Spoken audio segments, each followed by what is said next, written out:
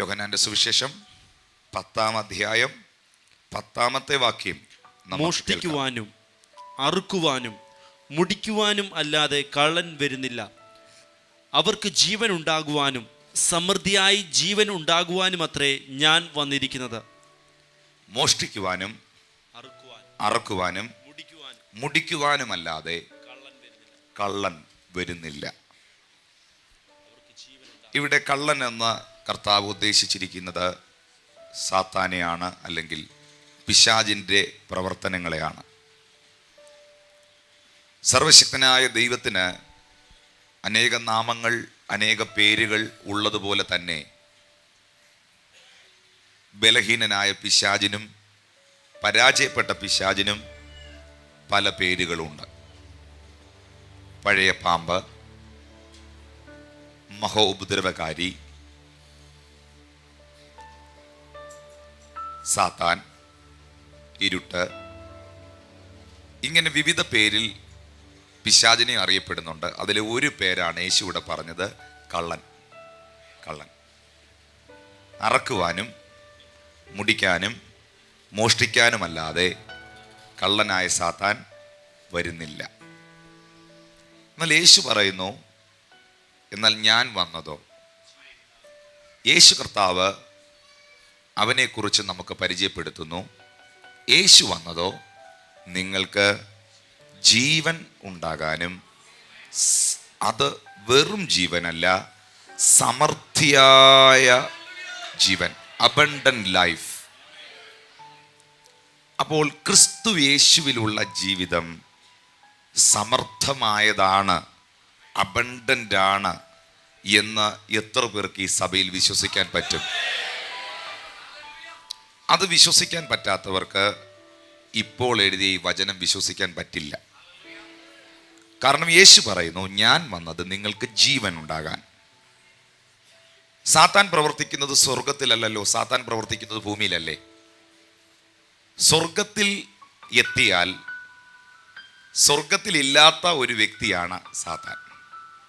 അവിടെ പിശാചില്ല, അവിടെ കണ്ണുനീരില്ല, അവിടെ മുറവിളിയില്ല, അവിടെ ദുഃഖമില്ല. അവിടെ ദൈവവും തൻ്റെ പുത്രനും ദൂതന്മാരും ആരാധനയും തൻ്റെ വിശുദ്ധന്മാരും മാത്രമേ ഉള്ളൂ. എന്നാൽ ഈ ഭൂമിയിലെ ജീവിതത്തെക്കുറിച്ച് തന്നെയാണ് യേശു പറഞ്ഞത്. അല്ലാതെ സ്വർഗത്തിലെത്തിയ ശേഷം ഞാൻ നിങ്ങൾക്ക് സമൃദ്ധമായ ജീവൻ തരാമെന്നോ അത് സമൃദ്ധിയായി തരാമെന്നോ അല്ല പറഞ്ഞ്. രണ്ട് കാര്യങ്ങൾ കർത്താവ് അവിടെ വ്യക്തമാക്കുന്നു. ഒന്ന്, കള്ളൻ പിശാച് പ്രവർത്തിക്കുന്നത് ഈ ഭൂമിയിലാണ്. അവൻ മോഷ്ടിക്കുന്നതും അവൻ അറക്കുന്നതും അവൻ മുടിക്കുന്നതും ഈ ഭൂമിയിലുള്ള നമ്മുടെ ജീവിതത്തിലാണ്. എന്നാൽ അങ്ങനെ ഒരു ജീവിതം ശത്രുവായ സാത്താൻ മുൻപിൽ കൊണ്ടുവന്ന് ആ നിലയിൽ നമ്മെ കൊണ്ടുപോകാൻ ശ്രമിക്കുമ്പോൾ, അങ്ങനെ ചെയ്യുമ്പോൾ യേശു കർത്താവ് പറയുന്നു, ഞാൻ ഈ ഭൂമിയിലേക്ക് വന്നത് ഈ ഭൂമിയിൽ തന്നെ നിനക്ക് ജീവൻ ഉണ്ടാകാനും സമൃദ്ധിയായ ജീവൻ ഉണ്ടാകുവാനും വേണ്ടിയാണ്. അപ്പോൾ സമർത്ഥമായ ജീവൻ യേശു ക്രിസ്തുവിലൂടെ ഇന്ന് പകൽ വിശ്വസിക്കുന്നവർക്ക് ലഭ്യമാണ്.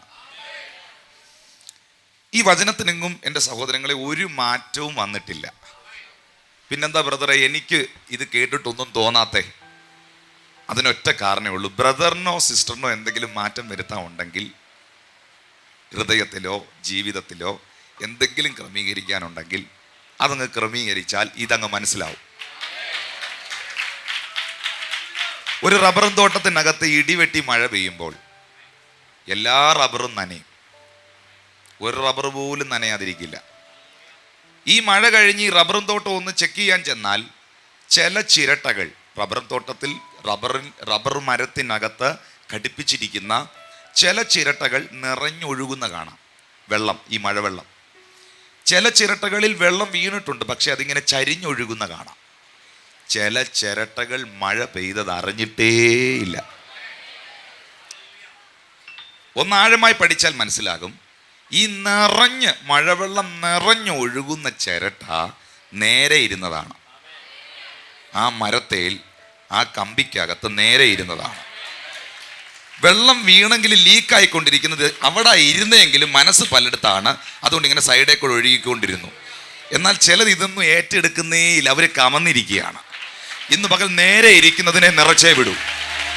നേരെ ഇരിക്കുന്നതിനെ നിറച്ചേ വിടൂ. നിന്റെ മനോഭാവം നേരെ ഇരുന്നാൽ, നിന്റെ ചിന്ത നേരെ ഇരുന്നാൽ, ദൈവമായിട്ടുള്ള ബന്ധത്തിൽ നിങ്ങളുടെ ഹൃദയം നേരെ ഇരുന്നാൽ, ഇന്ന് പകൽ ഈ വചനം നിന്നിൽ ഇന്ന് പകൽ ക്രിയ ചെയ്യാതെ പോകില്ല എന്നത് സത്യമാണ്. യേശു ജനിച്ചത് എനിക്ക് വേണ്ടിയാണ്. യേശു കർത്താവ് ഈ ഭൂമിയിൽ ജീവിച്ച് കാണിച്ചത് എനിക്ക് വേണ്ടിയാണ്. യേശു കർത്താവ് ക്രൂശിൽ മരിച്ചത് എനിക്ക് വേണ്ടിയാണ്. യേശു കർത്താവ് ഉയർത്തെഴുന്നേറ്റത് എനിക്ക് വേണ്ടിയാണ്. ഇനി കർത്താവ് താൻ ഗംഭീരനാദത്തോടും പ്രധാന ദൂതന്റെ ശബ്ദത്തോടും ദൈവത്തിന്റെ കാഹളത്തോടും കൂടെ അവൻ മധ്യാകാശത്തിൽ വരുന്നതും എനിക്ക് വേണ്ടിയാണ്. അങ്ങനെങ്കിൽ എത്ര പേർക്ക് പറയാൻ കഴിയും, യേശു എന്റെ ദൈവമാണ്, യേശു എന്റെ കർത്താവാണ്, അവൻ എന്റെ രക്ഷകനാണ്? വിശ്വസിക്കുന്നവർ കരങ്ങളെ ഉയർത്തി വായ്കൾ തുറന്ന് ദൈവത്തിന് സ്തോത്രം ചെയ്യാം. ആ യേശു പറയുന്നു, ഞാൻ വന്നത്. ആ പദം നിങ്ങളൊന്ന് ദേവദാസം വായിക്കുന്ന ഒന്ന് കേട്ടോണേ. ആ പദം ഒന്നുകൂടെ ഒന്ന് ശ്രദ്ധിച്ചോണേ. അവർക്ക് ജീവൻ ഉണ്ടാകുവാനും സമൃദ്ധിയായി ഉണ്ടാകുവാനും അത്രേ ഞാൻ വന്നിരിക്കുന്നത്. നിങ്ങൾക്കെന്നല്ല പറഞ്ഞത്, അവർക്ക്. അവർക്ക് അവർക്ക് അവർക്ക് ആരാണ് ഈ അവർ? സാത്താൻ അറത്ത് മുടിച്ച് മോഷ്ടിച്ച് ജീവിതത്തെ കാർന്നു തിന്നുകൊണ്ടിരിക്കുന്ന, ആത്മീയ നിലവാരത്തെ മുരടിപ്പിച്ച് കളഞ്ഞ, ജീവിതത്തെ അന്ധത പിടിപ്പിച്ച് കളഞ്ഞ, ഇരുട്ടിനകത്ത് പിശാച് വലച്ചു കളഞ്ഞ അവർക്ക് അവർക്ക് അവർക്ക് അവർക്ക് ഇന്ന് പകൽ ആ നിലവാരത്തിൽ പോയവരോ അങ്ങനെയുള്ളവരോ ഉണ്ടെങ്കിൽ നിനക്ക് ജീവൻ ഉണ്ടാകുവാൻ, നിനക്ക് സമൃദ്ധിയായ ജീവൻ ഉണ്ടാകുവാൻ ഇന്ന് പകൽ യേശു ഇതിന്റെ നടുവിൽ വന്നിട്ടുണ്ട്. ആ ജീവൻ നിന്റെ രോഗമുള്ള ഭാഗത്തേക്ക് ചലിക്കും, ആ ജീവൻ നിന്റെ ശരീരത്തിലേക്ക് ചലിക്കും, ആ ജീവൻ നിന്റെ തലമുറയിലേക്ക് ചലിക്കും, ആ ജീവൻ നിന്റെ ശുശ്രൂഷ മേഖലയിൽ ചലിക്കും. അത് വിശ്വസിക്കുന്നവർ ഇന്ന് പകൽ ദൈവത്തിന് സ്തോത്രം ചെയ്യാം. അതെ, അവർക്ക് ജീവൻ ഉണ്ടാകാൻ. ഇവിടെ ഇരിക്കുന്ന ഓരോ വ്യക്തികൾക്കും, ഇൻക്ലൂഡിങ് മീ, എനിക്കും ഇന്ന് പകൽ പറയാൻ പറ്റും. കീബോർഡ് വായിക്കുന്ന ശ്യാമിനും ജിജുവിനും റിജി ബ്രദറിനും പാസ്റ്റർ അനിലിനും പാസ്റ്റർ ജിജിക്കും ഈ മുന്നിലിരിക്കുന്ന ദൈവദാസന്മാർക്കും ഈ ദൈവദാസിമാർക്കും ഇവിടെ ഇരിക്കുന്ന സകലമാന ആൾക്കാർക്കും പറയാൻ കഴിയും, ഒരു സമയത്ത് കള്ള പിശാച് എന്നെ ബന്ധിച്ചിരുട്ടിനകത്തിട്ട് തിന്മയിൽ കൊണ്ടുപോയിട്ട്, ജഡീകമായ ജീവിതത്തിൽ കൊണ്ടുപോയിട്ട്, സത്യം എന്താണെന്ന് അറിയാൻ കഴിയാതെ, ദൈവാത്മാവിന്റെ പ്രവൃത്തി എന്താണെന്ന് മനസ്സിലാക്കാൻ കഴിയാതെ അന്ധത പിടിപ്പിച്ചിരുന്ന ഒരു സമയം ഉണ്ടായിരുന്നെങ്കിൽ അവിടുന്ന് ദൈവപുത്രനായ ക്രിസ്തു എന്നെ പൊക്കി എടുത്ത് എൻ്റെ കുടുംബത്തിൽ, എൻ്റെ വ്യക്തിപരമായ ജീവിതത്തിൽ എനിക്ക് ജീവൻ തന്ന്, വെറും ജീവനല്ല, സമൃദ്ധിയായ സമൃദ്ധിയായ സമൃദ്ധിയായ സമൃദ്ധിയായ സമൃദ്ധിയായ ജീവൻ എൻ്റെ യേശു എനിക്ക് തന്നു. ഇന്ന് ഞാൻ ആ ജീവനിൽ വാഴുന്ന വ്യക്തിയാണ്. ഇന്ന് ഞാൻ ആ ജീവനിൽ, ക്രിസ്തുവിൻ്റെ ജീവനാണ് എൻ്റെ ജീവിതം. ഈ പറഞ്ഞത് നേരാണോ? എൻ്റെ കർത്താവ് ജീവിക്കുന്നത് കൊണ്ടും അവൻ ഇന്നും എനിക്കായി പ്രവർത്തിക്കുന്നത് കൊണ്ടും അവൻ ഇന്നും എന്നെ കൈവിടാത്തത് കൊണ്ടുമാണ് ഞാൻ ഇന്ന് ഈ ഭൂമിയിൽ നിലനിൽക്കുന്നത് എന്ന് ഉറപ്പുള്ളവർ, ഓ ഇന്ന് പകൽക്കാലം എത്ര പേർ ആ കരങ്ങളെ തട്ടി ആ ദൈവത്തിന് നന്ദി പറയും. Thank you Jesus, thank you Holy Spirit. നന്ദി യേശുവേ, നന്ദി. വിഷയത്തിലേക്ക് വരികയാണ്. അറക്കുവാൻ, ശത്രുവിനെ മുടിക്കുവാൻ, മോഷ്ടിക്കാൻ ഒരു സമയമുണ്ടെങ്കിൽ. എന്താ മോഷ്ടിക്കാന്ന് പറഞ്ഞാൽ, ഒരിക്കലും ഒരു കള്ളൻ കാറിൻ്റെ ഹോണും അടിച്ച് കോളിംബെല്ലും അടിച്ച് എല്ലാവരും ഉണന്നോ എന്ന് പറഞ്ഞ് എല്ലാം തട്ടിപ്പൊട്ടിച്ച് ഇറങ്ങി വരത്തില്ല. രാവിലെ എഴുന്നേറ്റ് നോക്കുമ്പോഴേ അറിയത്തുള്ളൂ സാധനം കാണുന്നില്ല. നീ പോലും അറിയാതെ, നീ പോലും ചിന്തിക്കാത്ത സമയത്ത് നിന്റെ നന്മകളെ അവൻ കവർന്നെടുക്കുന്നു. ചിലർ പറയുന്നു, എൻ്റെ ജീവിതത്തിൽ ഇങ്ങനെ ഒരു പ്രതിസന്ധി വരുമെന്ന് ഞാൻ മനസ്സിൽ പോലും ചിന്തിച്ചതല്ല, എൻ്റെ ജീവിതം ഇങ്ങനെയൊക്കെ ആകുമെന്ന് ഞാൻ സ്വപ്നത്തിൽ പോലും കണ്ടതല്ല.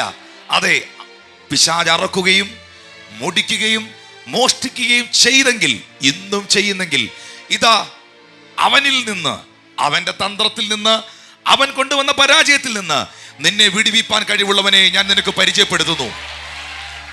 നിനക്ക് ജീവൻ ഉണ്ടാകുവാൻ ആ നിലയിൽ കടന്നുപോയവർക്ക്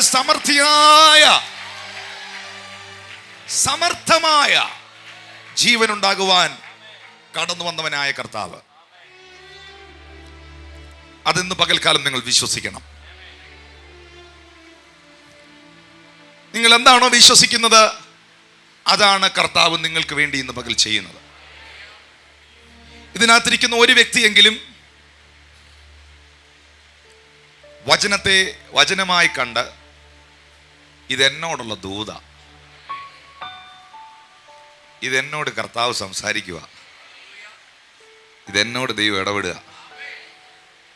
ദൈവം സംസാരിക്കുന്നത് തൻ്റെ പ്രവാചകന്മാരിലൂടെയാണ്. ദൈവം ഇന്ന് സംസാരിക്കുന്നത് തൻ്റെ ദാസന്മാരിലൂടെയാണ്. ദൈവം തൻ്റെ വചനത്തിലൂടെയും തൻ്റെ ദാസന്മാരിലൂടെയും നമ്മളോട് സംസാരിക്കുവാൻ ആഗ്രഹിക്കുന്നു. എന്നാൽ ദൈവം പറയുന്ന വാക്കുകൾക്ക് ആമേൻ പറഞ്ഞ് അത് വിശ്വസിച്ച് നമ്മുടെ അകത്ത മനുഷ്യനിൽ നമ്മൾ പുറത്തെ മനുഷ്യനല്ല, പുറത്തെ മനുഷ്യന് ക്ഷീണമുണ്ട്, പുറത്തെ മനുഷ്യന് ബലഹീനതയുണ്ട്, പുറത്തെ മനുഷ്യന് ചൂടുണ്ട്, പുറത്തെ മനുഷ്യന് ഉഷ്ണമുണ്ട്, ദാഹമുണ്ട്. എന്നാൽ ഇതൊന്നുമില്ലാത്ത ഒരാൾ അകത്തിരിപ്പുണ്ട്. ഇതകത്തേക്ക് ചെല്ലണം, ഇതകത്തേക്ക് ഇറങ്ങണം, ഇത് ഉള്ളിലേക്ക് ഇറങ്ങണം. ഈ വചനം ഉള്ളിലേക്ക്, അകത്ത മനുഷ്യനിലേക്ക് ഇറങ്ങണം. ഇതകത്തേക്ക് ഇറങ്ങുമ്പോഴാണ് പൗലോസ് പറഞ്ഞത് സംഭവിക്കുന്നത്. ഞങ്ങളുടെ പുറമേ ഉള്ളവൻ നാൾക്കുനാൾ ക്ഷയിച്ചാലും ഞങ്ങളുടെ അകമേ ഉള്ളവൻ നാൾക്കുനാൾ ബലം പ്രാപിക്കുന്നു. ഹല്ലേലൂയ. നിങ്ങളുടെ അകമയുള്ള മനുഷ്യനെ സംബന്ധിച്ച് നിങ്ങൾ ശക്തിയുള്ളവരാകണം. നിങ്ങളുടെ അകമയുള്ളവൻ ശക്തനായാൽ നിങ്ങളുടെ പുറമേ ഉള്ളവൻ തേജസ് കൊണ്ട് നിറയും.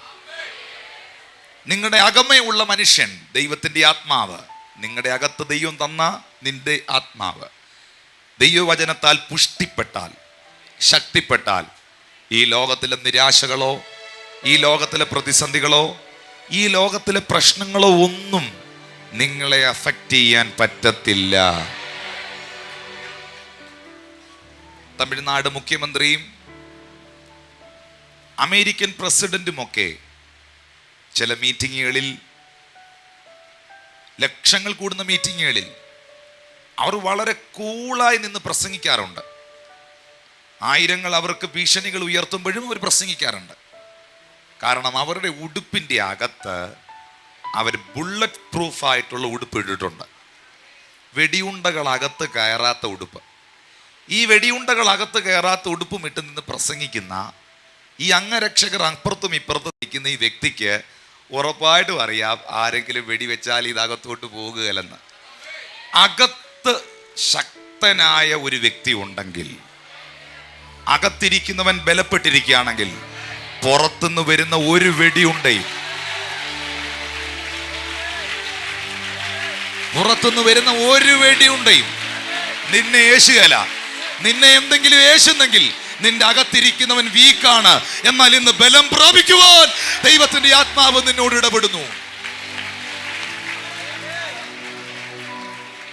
അപ്പോൾ ഒന്ന്, നിങ്ങൾക്ക് ജീവൻ ഉണ്ടാകുവാൻ സമൃദ്ധിയായ ജീവൻ. സങ്കീർത്തന പുസ്തകം 66-ാമത്തെ അധ്യായം 12-ാമത്തെ വാക്യം ശ്രദ്ധിക്കൂ. നീ മനുഷ്യരെ ഞങ്ങളുടെ തലമേൽ കയറി ഓടിക്കുമാറാക്കി, ഞങ്ങൾ തീയിലും വെള്ളത്തിലും. ഈ മെസ്സേജ് നിങ്ങൾ കേൾക്കുമ്പം കർത്താവ് ഉദ്ദേശിച്ച അതേ ആ മനോഭാവം ഞാൻ നിങ്ങൾക്ക് പറഞ്ഞു തരിക.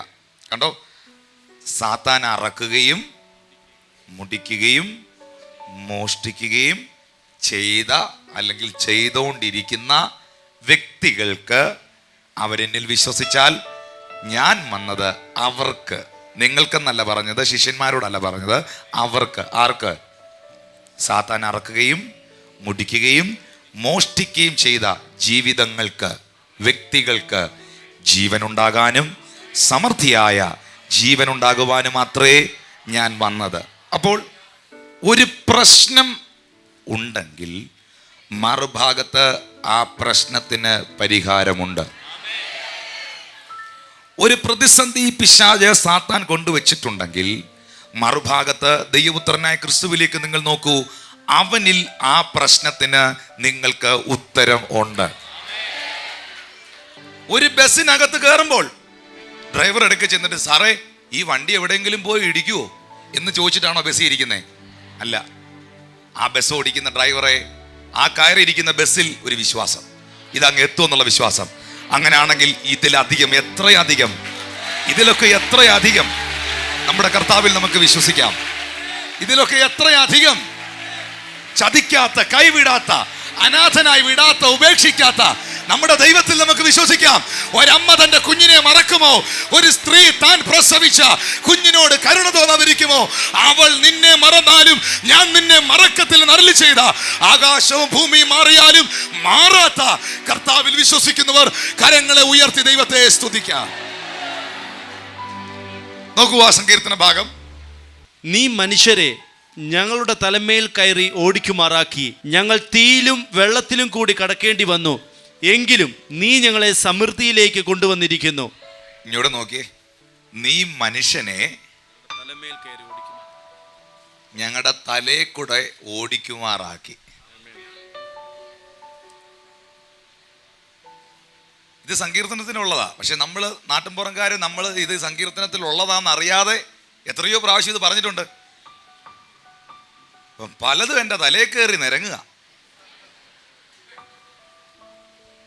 ഇത് ബൈബിളിൽ ഇങ്ങനെ ഒരു വാക്യമുണ്ടെന്ന് അറിയാതെ നമ്മളിത് പറഞ്ഞിട്ടുണ്ടോ? പറഞ്ഞിട്ടുള്ളവർക്കാ എന്ന് ദൂത്. എന്ന് വെച്ചാൽ കൊല്ലം ചെങ്കോട്ട റോഡ് ഇപ്പൊ നിന്റെ തലേ കൂടാ. നീ മനുഷ്യരെ എന്റെ തലമേൽ കൂടെ ഓടിക്കുമാറാക്കി. അപ്പൊ തലയ്ക്കകത്ത് ഒരുത്തം കയറി നിന്നുള്ള സ്ഥിതി എന്നാ? എനിക്ക് നേരെ നടക്കാവോ? എനിക്ക് നേരെ നിൽക്കാനൊക്കോ? അപ്പൊ എന്നെ നേരെ നിർത്താൻ അനുവദിക്കാത്ത, എന്നെ നേരെ ചൊവ്വേ പോവാൻ സമ്മതിക്കാത്ത ശത്രുവാകുന്ന സാത്താൻ വ്യക്തികളെ ഉപയോഗിച്ച്, അല്ലെങ്കിൽ ശത്രുവാകുന്ന സാത്താൻ സാഹചര്യങ്ങളെ ഒരുക്കി എൻ്റെ തലമേൽ കൂടെ ഓടിക്കുമാറാക്കി. ഇവിടെ ഞാനിപ്പോൾ പറഞ്ഞത് സാത്താനെ കുറിച്ചാണ്. പിശാചു അങ്ങനെ ചെയ്യാറുണ്ടെങ്കിലും ഇവിടുത്തെ വാക്യം ഒന്നുകൂടെ ഒന്ന് ശ്രദ്ധിക്കൂ. നീ മനുഷ്യരെ ഞങ്ങളുടെ തലമേൽ കയറി ഓടിക്കുമാറാക്കി. അപ്പോൾ എവിടെയാ നീ എഴുതിയിരിക്കുന്ന സാത്താനല്ല, പിശാചിനെ കുറിച്ചല്ല എഴുതിയിരിക്കുന്നത്, ദൈവത്തെ കുറിച്ചാ. കണ്ടോ? ചിലതിനെയൊക്കെ തലേ കയറി ഇറങ്ങാൻ ദൈവം അനുവദിക്കും. എന്തിനാന്നറിയാവോ? നീ നേരെ നിൽക്കുമെന്ന് അറിയാനാ. നീ നേരെ നിൽക്കുമെന്ന് അറിയാനാ. നീ നേരെ പോകുമെന്ന് അറിയാനാ. നീ ആരെന്ന് മനസ്സിലാക്കാനാ. പക്ഷേ ആ സമയത്തും നീ അവനിൽ ആശ്രയിച്ചാൽ, ആ സമയത്തും ആ പ്രതികൂലത്തിന്റെ വേളയിലും കർത്താവിനെ മുറുകെ പിടിച്ചാൽ, ആ പ്രതികൂല സന്ദർഭങ്ങളിലും അവനിൽ തന്നെ ആശ്രയിച്ചാൽ, ആ പ്രതികൂല വേളയിലും നീ അവനെ മുറുകെ പിടിച്ചാൽ. അടുത്ത വാക്യം വായിക്കൂ പാസ്റ്റർ. ഞങ്ങൾ തീയിലും വെള്ളത്തിലും കൂടി കടക്കേണ്ടി വന്നു, എങ്കിലും. നോക്കിയേ, മനുഷ്യരെ തലയിലൂടെ ഓടിക്കുമാറാക്കി, തീയിലൂടെയും വെള്ളത്തിലൂടെയും ഒക്കെ നടക്കേണ്ട സാഹചര്യങ്ങൾ ഞങ്ങളുടെ ജീവിതത്തിൽ വന്നു. പക്ഷെ ആ സന്ദർഭങ്ങളൊക്കെ ലൈഫിൽ ഇപ്പോഴുണ്ടെങ്കിലും, അങ്ങനെ പോകുന്നെങ്കിലും, അടുത്ത വാക്യം എന്താന്ന് കേട്ടോ? നീ ഞങ്ങളെ സമൃദ്ധിയിലേക്ക് കൊണ്ടുവന്നിരിക്കുന്നു. അതിൻ്റെ ഇടയ്ക്ക് ഒരു എങ്കിലും എന്നൊരു പദം കിടപ്പുണ്ട്. ഉണ്ടോ? ഒന്ന് വായിച്ചേ ഒന്നുകൂടെ. എങ്കിലും നീ ഞങ്ങളെ സമൃദ്ധിയിലേക്ക് കൊണ്ടുവന്നിരിക്കുന്നു. ഈ ബൈബിളിൽ എങ്കിലും എന്ന പദം ഇല്ലായിരുന്നെങ്കിൽ ആകെ പ്രശ്നമായേനെ. യോഹന്നാൻ 16:33 ലോകത്തിൽ നിങ്ങൾക്ക് കഷ്ടമുണ്ട്. അവിടെ കൊണ്ട് തീർന്നിരുന്നെങ്കിൽ എല്ലാവർക്കും പണിയായനെ. തൊട്ട് അങ്ങനെ എഴുതിയിട്ട് അതിനോട് ചേർത്ത് എഴുതിയത് എങ്കിലും ലോകത്തിൽ നിങ്ങൾക്ക് കഷ്ടമുണ്ട്, എങ്കിലും നിങ്ങൾ ധൈര്യപ്പെടുവീൻ, ഞാൻ ലോകത്തെ ജയിച്ചിരിക്കുകയാണ്.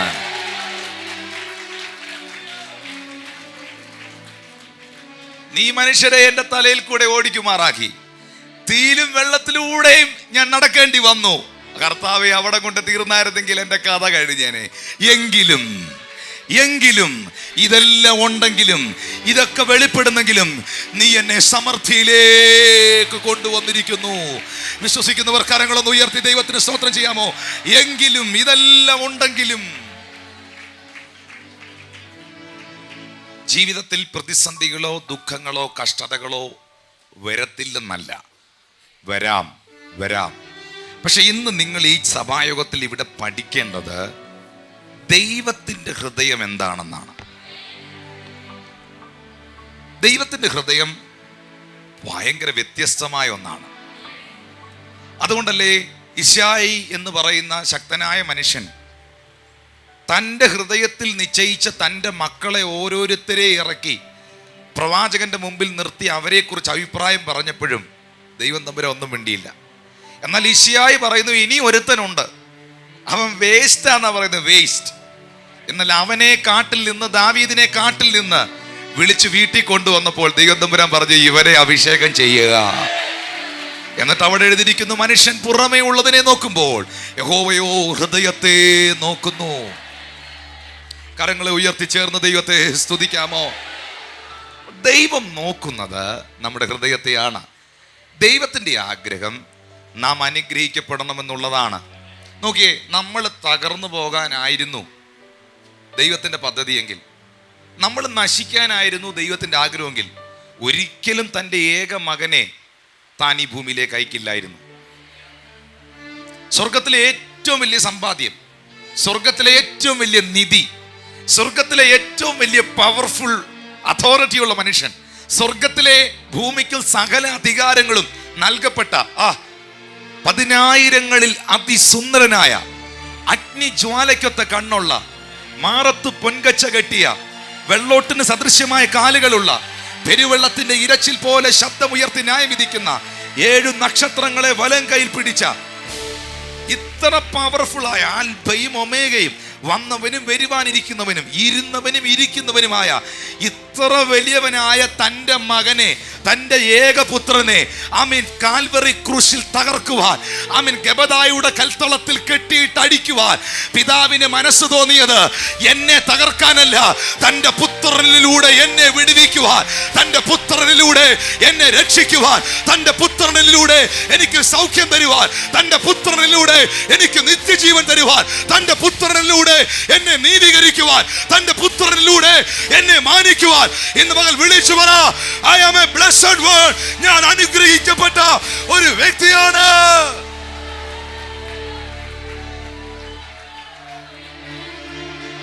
നമ്മുടെ സമാധാനത്തിനായുള്ള ശിക്ഷ അവന്റെ മേലായി. എന്തിനു വേണ്ടിയാണ് കർത്താവ് ആ വ്യഥ ഏറ്റെടുത്തത്? ഒരു മനുഷ്യന് താങ്ങുവാൻ കഴിയുന്നതിലും അപ്പുറമായ ഭാരം യേശുവേ നീ എന്തിനേറ്റെടുത്തു? മറുപടി ഇതാണ്, വാസ്തവത്തിൽ ആ ഭാരം ഞാൻ ഏറ്റെടുക്കേണ്ടതല്ല. ഇതെന്റെ ഭാരമല്ല, എനിക്ക് ഭാരപ്പെടാനൊന്നുമില്ല.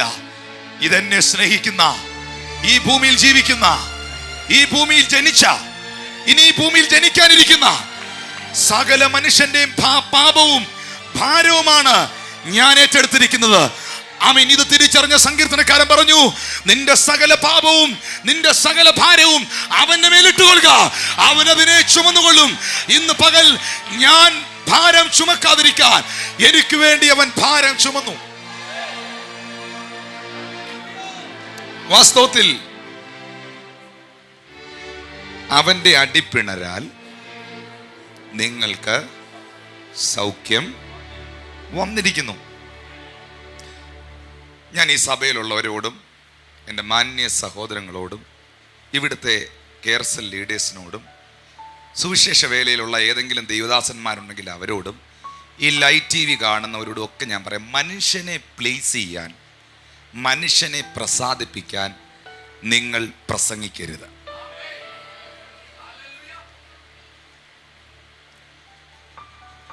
അവൻ്റെ അടിപ്പിണരാൽ എനിക്ക് സൗഖ്യം വന്നിരിക്കുന്നു. യേശു സൗഖ്യം തരാൻ ആഗ്രഹിക്കുന്നു. യേശു സൗഖ്യദായകനാണ്. യേശു അത്ഭുതങ്ങളെ ചെയ്യുന്നവനാണ്. നമ്മളത് എത്രയോ ഇവിടെ കണ്ടു. മത്തായി, മർക്കോസ്, ലൂക്കോസ്, യോഹന്നാൻ, ഈ സുവിശേഷ വേദഭാഗങ്ങൾ, അപ്പോസ്തല പ്രവൃത്തി, ഈ പുസ്തകങ്ങളെല്ലാം നിങ്ങളൊന്ന് എടുത്ത് വായിച്ചു നോക്കൂ. ഇതിനകത്തെല്ലാം കാണുന്നത് കർത്താവ് ചെയ്ത അത്ഭുതങ്ങളല്ലേ? യേശു അന്ധന്റെ കണ്ണ് തുറന്നോ? കാഴ്ചയില്ലാത്തവൻ കരഞ്ഞപ്പോൾ കർത്താവ് കാഴ്ച കൊടുത്തോ? മുടന്തൻ നിലവിളിച്ചപ്പോൾ അവനെ നടത്തിയോ? കുഷ്ഠരോഗിയെ ശുദ്ധമാക്കിയോ?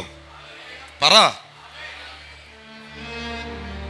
ഒരു കുഷ്ഠരോഗിയെ തൊടുവാൻ ഒരു പുരോഹിതനോ ആർക്കും മനസ്സില്ലാതിരിക്കുമ്പോൾ അവനെ പാളയത്തിന് പുറത്തേക്ക് പറിച്ചെറിഞ്ഞപ്പോൾ, നിനക്ക് മനസ്സുണ്ടെങ്കിൽ എന്നെ ശുദ്ധമാക്കാ എന്ന് യേശുവിനോട് നിലവിളിച്ചപ്പോൾ കർത്താവ് എന്നാ പറഞ്ഞേ? എനിക്ക് മനസ്സുണ്ട്, നീ ശുദ്ധമാകാ. അപ്പോൾ ഒരു രോഗിയെ സൗഖ്യമാക്കാൻ കർത്താവിന് മനസ്സുണ്ട്. അവനത് ചെയ്തു, അവനത് ഇപ്പോഴും ചെയ്യുന്നു, അവൻ നാളെയും അത് ചെയ്യും. അപ്പൊ ആരെ പ്ലീസ് ചെയ്യാനാ രോഗശാന്തിയൊക്കെ ചുമ്മാതാന്ന് നീ പഠിപ്പിക്കുന്നേ? ആരെ പ്ലീസ് ചെയ്യാനാണ് ഇതിനകത്തൊന്നുമല്ല കാര്യം എന്ന് നീ പറയുന്നേ? ദയവായി ദയവായി മനുഷ്യനെ പ്രസാദിപ്പിക്കാൻ, പൊങ്ങച്ചം കാണിക്കാൻ നീ വചനത്തെ വികലമാക്കരുത്. ഞാൻ പ്രസംഗിക്കുന്ന യേശു അത്ഭുത മന്ത്രിയാണ്. ഞാൻ പ്രസംഗിക്കുന്ന യേശു വീരനായ ദൈവമാണ്. ഞാൻ പ്രസംഗിക്കുന്ന യേശു നിത്യപിതാവാണ്. അവൻ സമാധാനത്തിന്റെ പ്രഭുവാണ്. വിശ്വസിക്കുന്നവർ ഇവിടെ ഉണ്ടെങ്കിൽ അവർ മാത്രം ദൈവത്തെ സ്തുതിക്ക്. അവൻ ഇന്നും മനസ്സലിയുന്നവനാണ്. അവൻ മനസ്സലിഞ്ഞവനാണ്. അവൻ ഇന്നും വിടുവിപ്പാൻ ആഗ്രഹിക്കുന്നവനാണ്.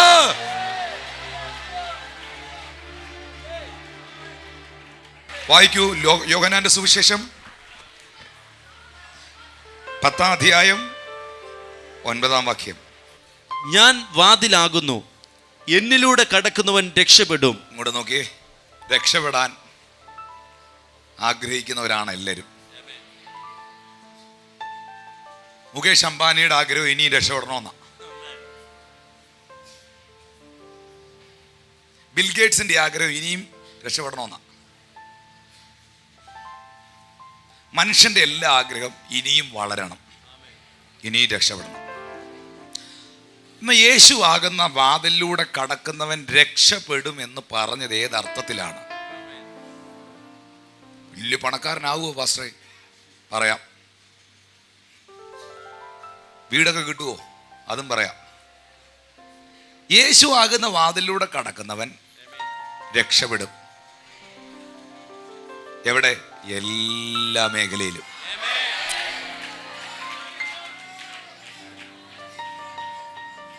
എത്ര അനുഗ്രഹിക്കപ്പെട്ട ഒരു ജീവിതമാണ് നാം നയിക്കുന്നത് എന്ന് എൻ്റെ മാന്യ സഹോദരങ്ങളെ നിങ്ങളൊന്ന് മനസ്സിലാക്കിയിരുന്നെങ്കിൽ വളരെ നന്നായിരുന്നു.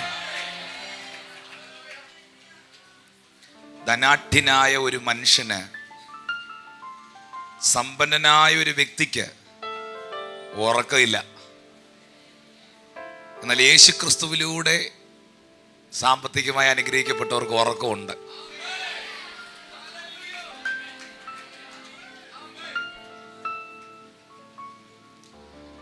ലോകത്തിലെ പ്രസിദ്ധന്മാരായ വ്യക്തികൾക്ക് ഉറക്കമില്ല.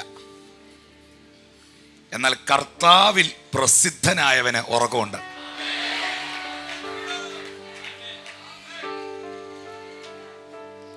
യേശു ക്രിസ്തുവാകുന്ന വാതിലൂടെ ഒരുത്തൻ അകത്ത് കയറിയാൽ,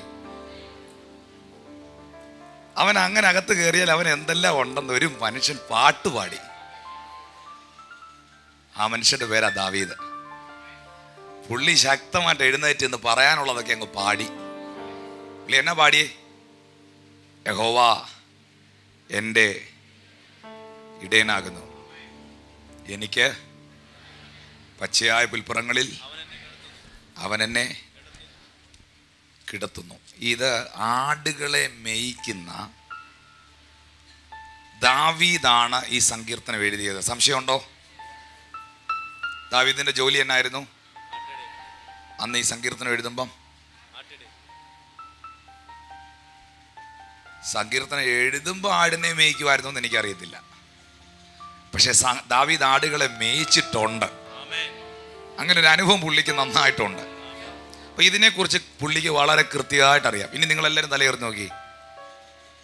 യഹോവ എൻ്റെ ഇടയനാണെങ്കിൽ, യേശുവാണ് എൻ്റെ വാതിലെങ്കിൽ, യഹോവയാണ് എൻ്റെ നായകനെങ്കിൽ എനിക്ക് മുട്ടുണ്ടാകുകയില്ല.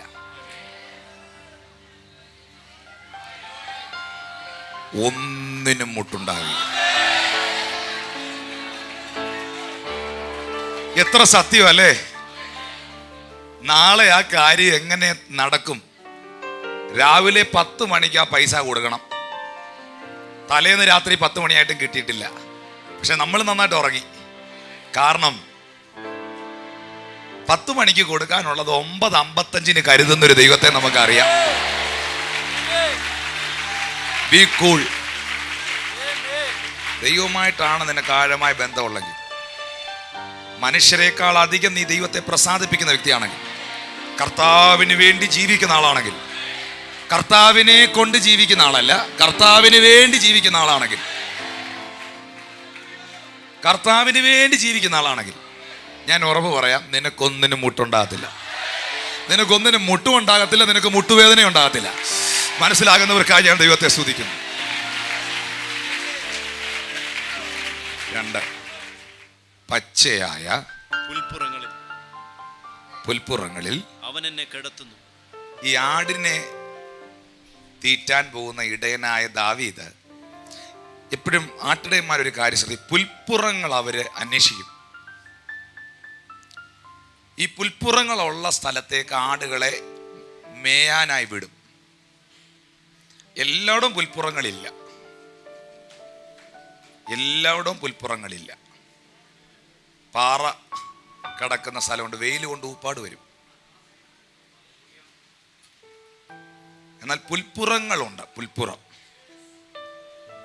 ഈ പുൽപ്പുറത്തേക്ക് യഹോവ ഇടയനായിരിക്കുന്ന ആടുകളെ ദൈവം കൊണ്ടുവരത്തുള്ളൂ.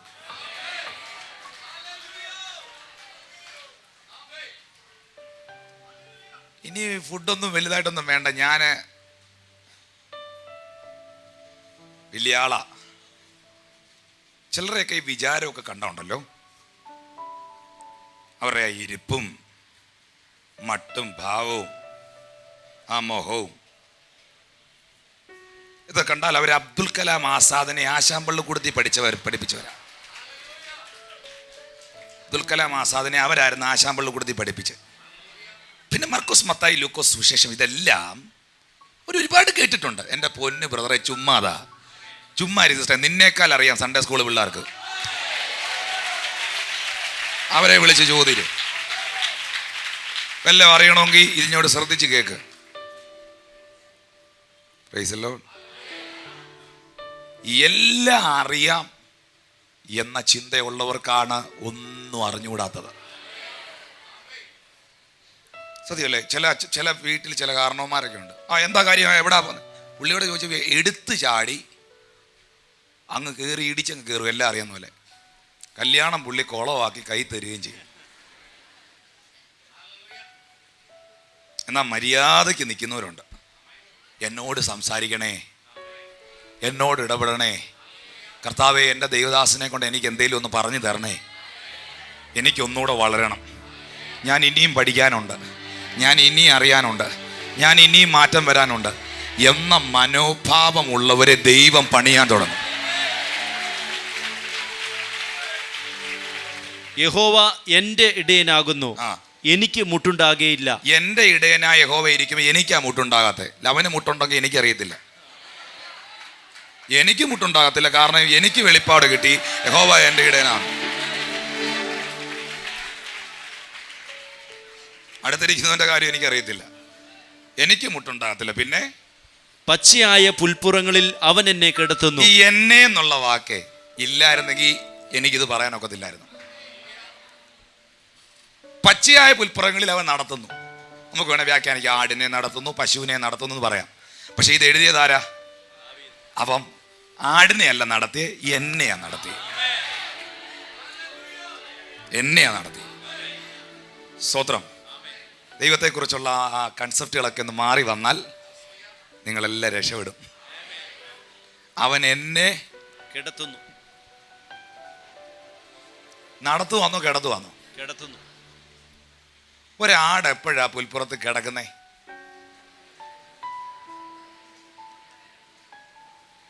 തിന്ന് തിന്ന് തിന്ന് തിന്ന് തിന്ന് തിന്ന് തിന്ന് വയറ് നിറഞ്ഞ് ഇനി 15 മിനിറ്റ് കഴിഞ്ഞ് തിന്നാം എന്ന് പറഞ്ഞ പുള്ളി കിടക്കുന്നേ.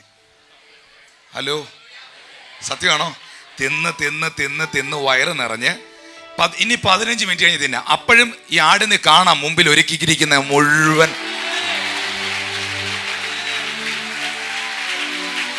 ഇതൊക്കെ ബൈബിളിലുള്ള കാര്യമാണെങ്കിലും നമ്മൾ സ്വസ്ഥതയോടിച്ചിരി വെള്ളം കുടിച്ചിട്ട് എത്ര നാളായി? സ്വസ്ഥതയുള്ള വെള്ളത്തിന് അരികത്തേക്ക് എന്നെ നടത്തുന്നു. ഈ എന്നെ എന്നുള്ള വാക്ക് എഴുതി വെച്ച പരിശുദ്ധാത്മാവിന് നന്ദി. സ്വസ്ഥതയുള്ള വെള്ളത്തിനരികത്തേക്ക് എന്നെ പാസ്റ്റർ ടിനു ജോർജിനെ കർത്താവേ നീ എന്നെ നടത്തുന്നു. എങ്ങനെയുള്ള വെള്ള? ഇതിന് റീസൺ ഉണ്ട്. കേട്ടോ കേട്ടോ കേട്ടോ കേട്ടോ കേട്ടോ കേട്ടോ. ഈ മാൻ വെള്ളം കുടിക്കാൻ വരുന്നത് ഞങ്ങൾ കണ്ടിട്ടുണ്ട്. സാധാരണ നിലയിൽ നിങ്ങളത് കാണേണ്ട ഒരു കാഴ്ച, ഈ ആടും വരയാടും മാനും ഒക്കെ വെള്ളം കുടിക്കാൻ വരുമ്പം ഇവർ കൂട്ടത്തോടാണ് വരുന്നത്, അല്ലേ ഒറ്റയ്ക്ക്. ഇവർ ഈ വെള്ളം കുടിക്കാൻ നിൽക്കുന്ന സമയത്ത് ഇവരുടെ ചെവി രണ്ടും ഇങ്ങനെ വെട്ടിക്കൊണ്ടിരിക്കും. ഇവർ വെള്ളമാണ് കുടിക്കുന്നെങ്കിൽ ഇവരുടെ കണ്ണ് സൈഡിലായിരിക്കും. കാരണം കൂട്ടമായി ഇവർ വന്ന് വെള്ളം കുടിക്കുമ്പോഴാണ് മൃഗങ്ങൾ, സിംഹവും പുലിയും ഒക്കെ വന്ന് ഇവരെ അറ്റാക്ക് ചെയ്യുന്നത്. കാരണം സ്വസ്ഥതയോടല്ല ശരിക്കും പറഞ്ഞാൽ ഈ ഒറ്റപ്പെട്ട് നടക്കുന്ന, കാട്ടിനകത്ത് ഒറ്റപ്പെട്ട് നടക്കുന്ന, സഭയ്ക്കകത്തും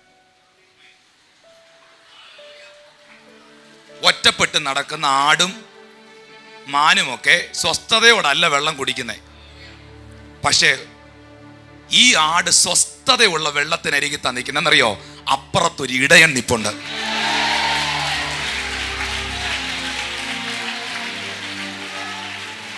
ഒരു ഇടയൻ നിനക്കുള്ളതിന്റെ സ്വസ്ഥത നീ അറിയണം. മനസ്സിലാകുന്നവർക്കായി ഞാൻ ദൈവത്തെ സ്തുതിക്കുന്നു.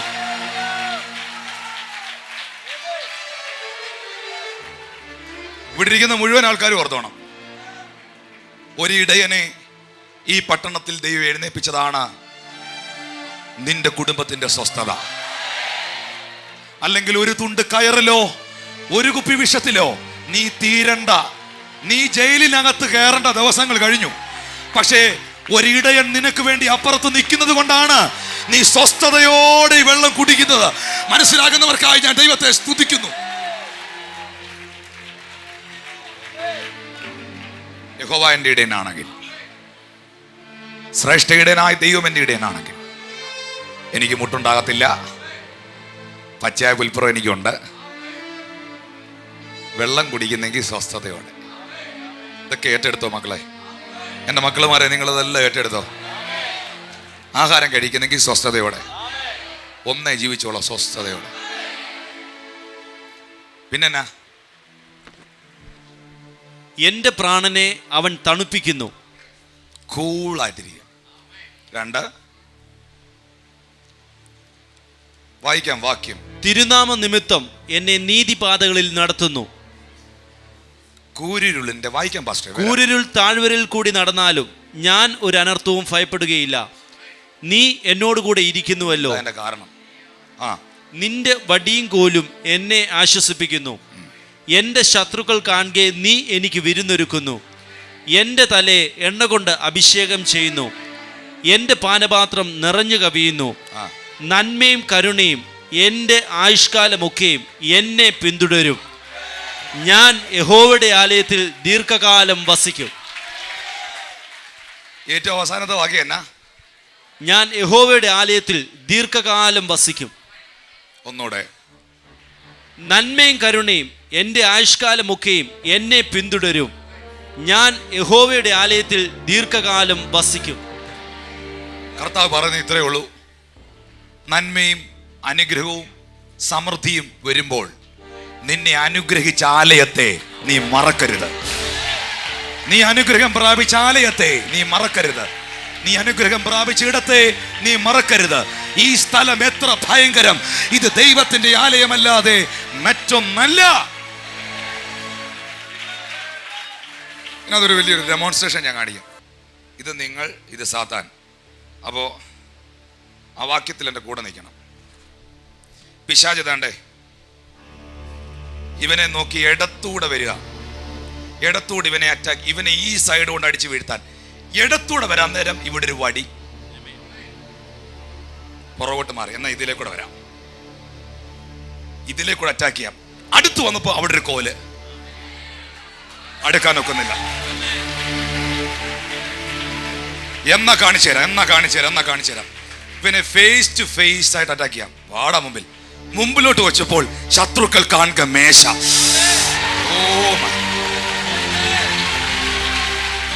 എന്നാ പുറകിലൂടെ, കേരളത്തിൽ നിന്ന് വന്ന പിശാച, പുറകിലൂടെ കുത്താം. ഒരുത്തൻ പിന്നിൽ നിന്ന് നിന്നെ കുത്തുമ്പോൾ ഓർത്തോണം നീ മുന്നിലാണെന്ന്. ഓക്കെ, പുറകിലൂടെ കുത്താൻ വന്നപ്പോൾ ദേ ഇവന്റെ പുറകെ പോകുന്നു. നന്മയും കരുണയും ഇവന്റെ ആയുഷ്കാലമൊക്കെയും. ഒരു രക്ഷയില്ല. പിശാചിനെ വട്ടുപിടിച്ചു. ഒരു രക്ഷയില്ല. എന്നാ ചിന്തിച്ചു ഇവന്റെ തലയ്ക്ക് അടിച്ചേക്കാം. സൈഡിലൂടെ രണ്ടും പോകാൻ പറ്റുന്നില്ല, മുമ്പിലൂടെ തൊടാൻ പറ്റുന്നില്ല, പുറകിലൂടെ തൊടാൻ പറ്റും. എന്നാൽ ഇവന്റെ തലയ്ക്കടിക്കാൻ കൈവോക്കിയപ്പോൾ എന്റെ തലയെ അവൻ എണ്ണ കൊണ്ട് അഭിഷേകം ചെയ്യുന്നു. ഇന്ന് പകൽ നിന്നെ തൊടുവാൻ കഴിയാത്ത നിലയിൽ നീ കവേർഡാണ്, നീ സെക്വേർഡാണ്, നീ അനുഗ്രഹിക്കപ്പെട്ടവനാണ്.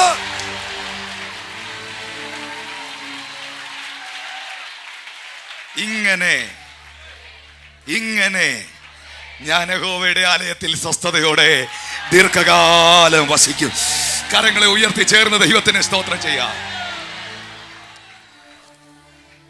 ദൈവം നമ്മളെ സാമ്പത്തികമായി അനുഗ്രഹിക്കുന്ന കാര്യത്തിൽ ദൈവത്തിന് എന്തെങ്കിലും ബുദ്ധിമുട്ടുള്ള ആളാണോ? അല്ല, നിങ്ങൾക്ക് എങ്ങനെ അറിയാം? അല്ല, ഭാഷ പറയുന്നതൊക്കെ കേട്ടപ്പോൾ ഞങ്ങൾക്ക് മനസ്സിലായി. ഞാൻ അനുഗ്രഹിക്കപ്പെടുന്നതിൽ ദൈവത്തിന് എന്തെങ്കിലും അസൂയ ഉണ്ടോ സഹോദരി? ഉണ്ടോ? ഒരിക്കലും ഇല്ല. എന്നാ കേട്ടോ, അങ്ങനെയുള്ളവരോട് ഞാൻ പറയാം.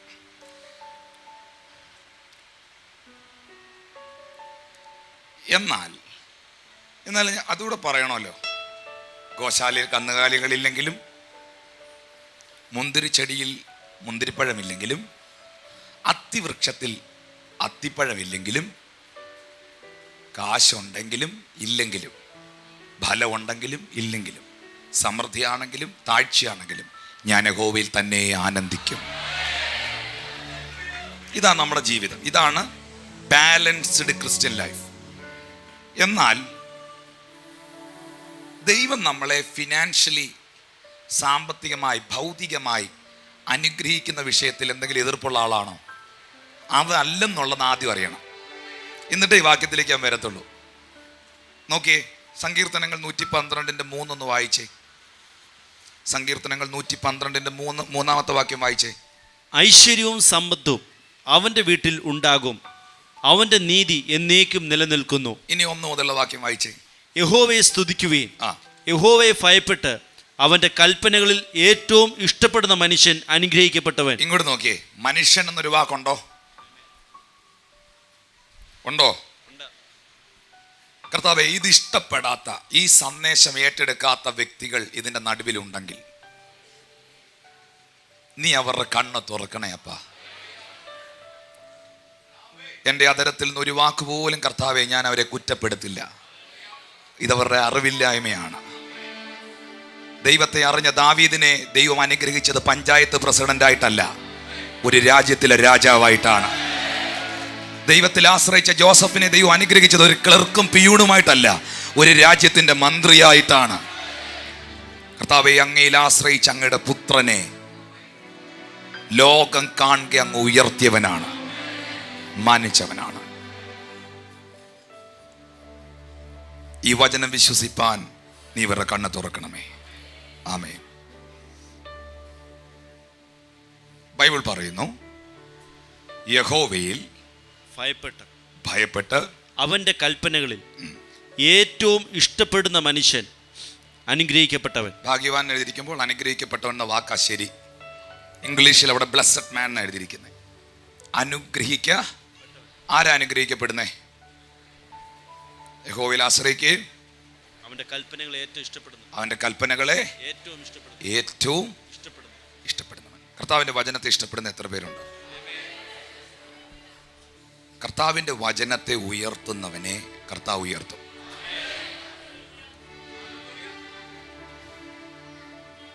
നിങ്ങൾ ഈ കുമ്പനാട് തിരുവല്ല സൈഡിലോട്ടൊക്കെ ഒന്ന് പോയേ, ഒത്തിരി ഭൗതികമായി അനുഗ്രഹിക്കപ്പെട്ടവരെ നമുക്ക് കാണാം. ഒത്തിരി അവരുടെ ചരിത്രം എടുത്ത് പഠിക്കുമ്പം പട്ടിണി കിടന്ന് പ്രതിസന്ധികളുടെ നടുവിൽ അവർക്ക് വേണ്ടി പ്രാർത്ഥിച്ച ഉപവസിച്ച ഒരു തലമുറയെ അതിൻ്റെ പിന്നിൽ കാണാം. എന്നാൽ അടുത്ത തലമുറകളെ ഒക്കെയും ദൈവം ശക്തമായിട്ട് അനുഗ്രഹിച്ചു. അതിനൊരു മാറ്റമില്ല. എന്നാൽ ആ തലമുറയിൽ ജീവിച്ചിരുന്നവരും ആ നന്മകൾ ആസ്വദിച്ചു. മക്കൾ അനുഗ്രഹിക്കപ്പെട്ട മക്കളുടെ അനുഗ്രഹം അനുഭവിക്കുന്ന എത്രയോ മാതാപിതാക്കളുണ്ട്. വിദേശ രാജ്യങ്ങളൊക്കെ ചെല്ലുമ്പോൾ എനിക്ക് കാണാൻ പറ്റും. അതല്ല നിങ്ങളും കണ്ടുകൊണ്ടിരിക്കുന്ന കാര്യങ്ങളാണ്. സത്യമാണോ? Praise the Lord. ഈ വാക്യം നോക്കൂ, ഇപ്പൊ വായിച്ചത് ഒന്നും കൂടെ.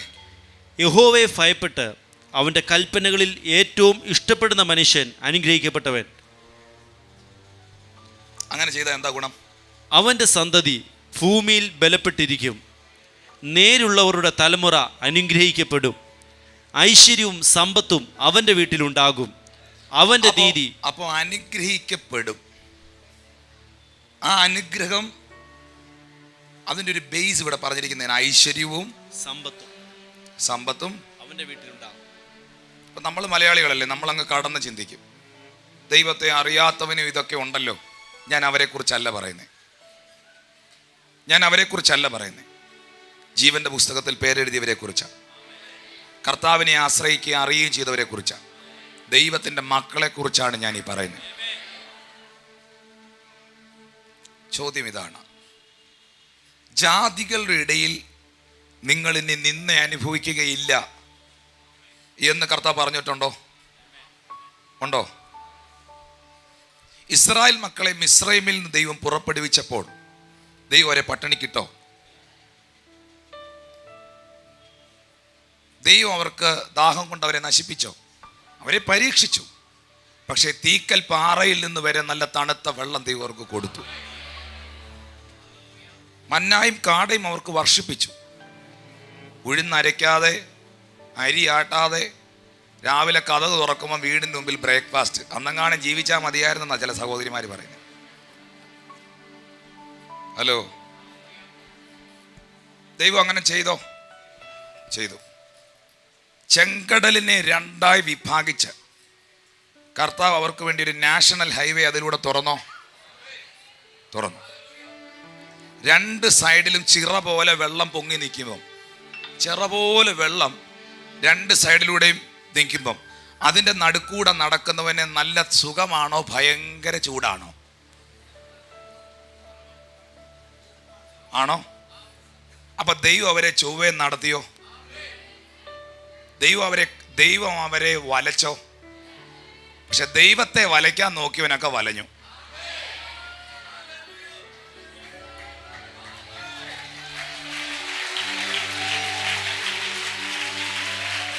നടത്തിയോ?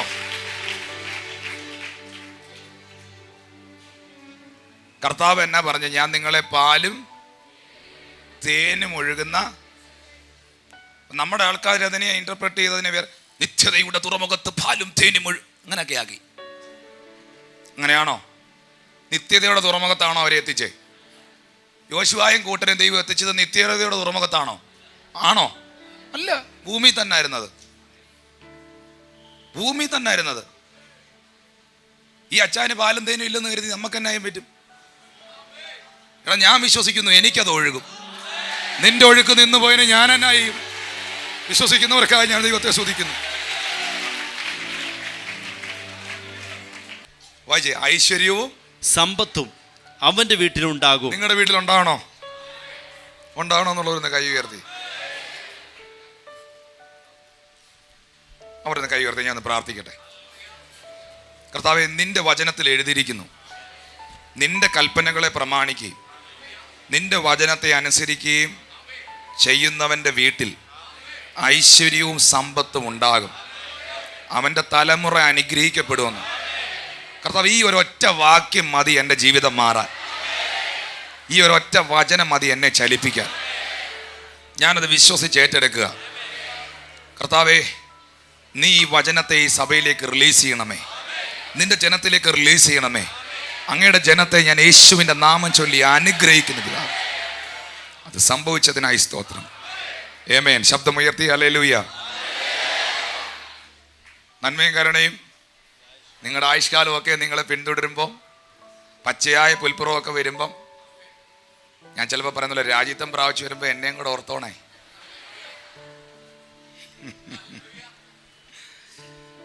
അവൻ്റെ ആലയത്തിൽ ദീർഘകാലം. ഇപ്പൊ എന്നെ ദൈവം അനുഗ്രഹിച്ചത് എന്തിനാ? കൈ കൊടുത്തോളാം. എന്നെ ദൈവം അനുഗ്രഹിച്ചത് ആലയത്തിന് വേണ്ടിയാ. പറ, ആലയത്തിലൂടെ.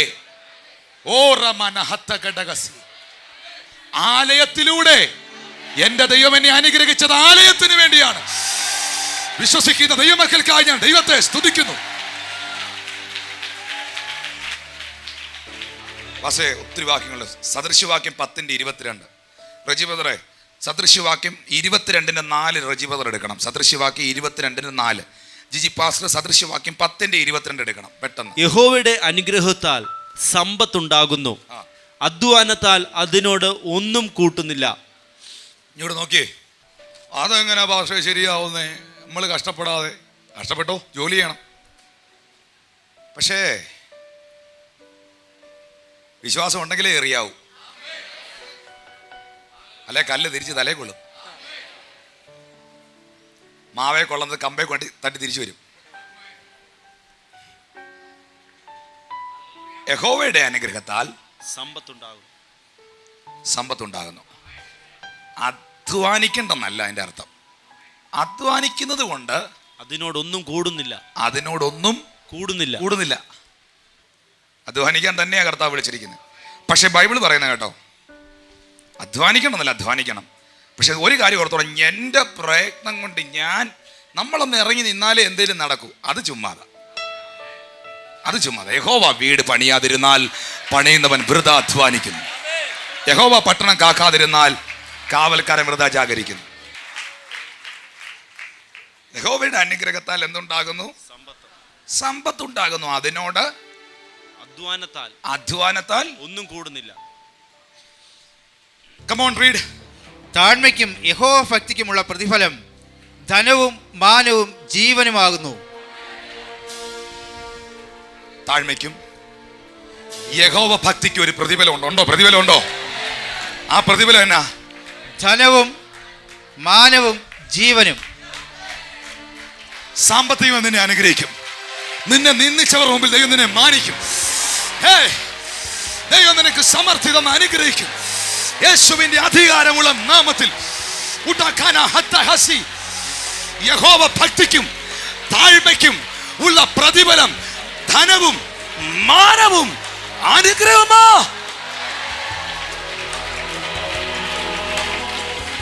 ഫിലിപ്പിയർ 4:19. Oh my goodness, my God. എന്റെ ദൈവമോ നിങ്ങളുടെ ബുദ്ധിമുട്ടൊക്കെയും മഹത്വത്തോടെ തന്റെ ധനത്തിനൊത്തവണ്ണം ക്രിസ്തുയേശുവിൽ പൂർണ്ണമായി തീർത്തു തരും. Completed, finished, no doubt finished. തീർത്ത് തരുമെന്ന് പറഞ്ഞാൽ ഇന്ന് ആ വാക്യം തോളിലിട്ടുകൊണ്ട് ഞാൻ പോവാ. എന്റെ ധനത്തിനൊത്തോണമല്ല, എൻ്റെ അമ്മാച്ചൻ്റെ ധനത്തിനൊത്തോണമല്ല, എൻ്റെ ബ്രദറിന്റെ ധനത്തിനൊത്തോണമല്ല, എൻ്റെ ഗൾഫിലുള്ള ഹസ്ബൻഡിന്റെ ധനത്തിനൊത്തോണമല്ല, തൻ്റെ ധനത്തിനൊത്തോണം. കർത്താവേ, നിന്റെ കയ്യിലിരിക്കുന്ന ഡിപ്പോസിറ്റ് ആർക്ക് എണ്ണാൻ പറ്റും?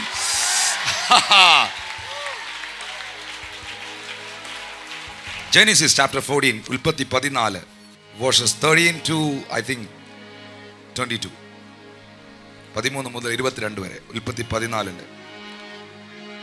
പെട്ടെന്ന് ഓടിപ്പോന്ന ഒരുത്തൻ വന്ന് എബ്രായനായ അബ്രഹാമിനെ അറിയിച്ചു, അവൻ എഷ്കൊലോന്റെയും ആനേറിന്റെയും സഹോദരനായ അമ്മോര്യനായ മമ്രയുടെ തോപ്പിൽ പാർത്തിരുന്നു.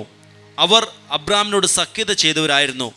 തൻ്റെ സഹോദരനെ ബദ്ധനാക്കി കൊണ്ടുപോയി എന്ന് അബ്രഹാം കേട്ടപ്പോൾ അവൻ തൻ്റെ വീട്ടിൽ ജനിച്ചവരും അഭ്യാസികളുമായ 318 പേരെ കൂട്ടിക്കൊണ്ട് ദാൻ വരെ പിന്തുടർന്നു. എടാ, 318 പേര് ഒരു വീട്ടിൽ വേലയ്ക്ക് നിൽക്കണമെങ്കിൽ എത്ര ആട് കാണും? എത്ര പശു കാണും? ആ വീട് എത്ര സ്ക്വയർ ഫീറ്റ് കാണും? അബ്രഹാമിന്റെ അനുഗ്രഹം ക്രിസ്തുവേശുവിലൂടെ എൻ്റെ മേൽ വരുന്നെന്ന് പറഞ്ഞാൽ അബ്രഹാമിനെ പോലെ എന്നെ അനുഗ്രഹിക്കുന്നല്ലേ?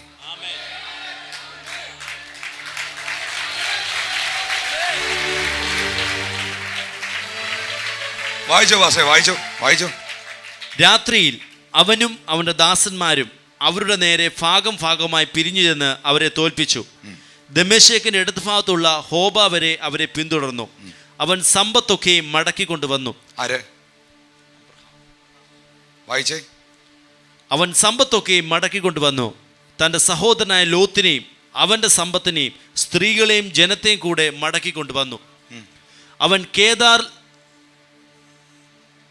കേദോർലായമോരിനെയും കൂടെയുള്ള രാജാക്കന്മാരെയും തോൽപ്പിച്ചിട്ട് മടങ്ങി വന്നപ്പോൾ സോദോം രാജാവ് രാജതാഴ്വര എന്ന ഷാവേ താഴ്വര വരെ അവനെ എതിരേറ്റ് ചെന്നു. ശാലേം രാജാവായ മൽക്കിസേദേക്ക് അപ്പവും വീഞ്ഞും കൊണ്ടുവന്നു. അവൻ അത്യുന്നതനായ ദൈവത്തിന്റെ പുരോഹിതനായിരുന്നു. ഇങ്ങോട്ട് നോക്കി, അബ്രഹാമിന്റെ പാസ്റ്റർ പേരെന്തായിരുന്നു? മൽക്കിസേദേക്ക്. എബ്രായർക്കെഴുതിയ ലേഖനത്തിൽ വരുമ്പോൾ അബ്രഹാം തൻ്റെ പുരോഹിതനായ മൽക്കിസേദേക്കിന് തൻ്റെ നന്മയിലൊക്കെയും ദശാംശം കൊടുത്തു എന്ന് എഴുതിയിരിക്കുന്നു. ഒന്നുകൂടെ കൈ കൊടുത്തു പറഞ്ഞാൽ ദശാംശം കൊടുക്കുന്നവൻ അനുഗ്രഹമുണ്ട്. പറ.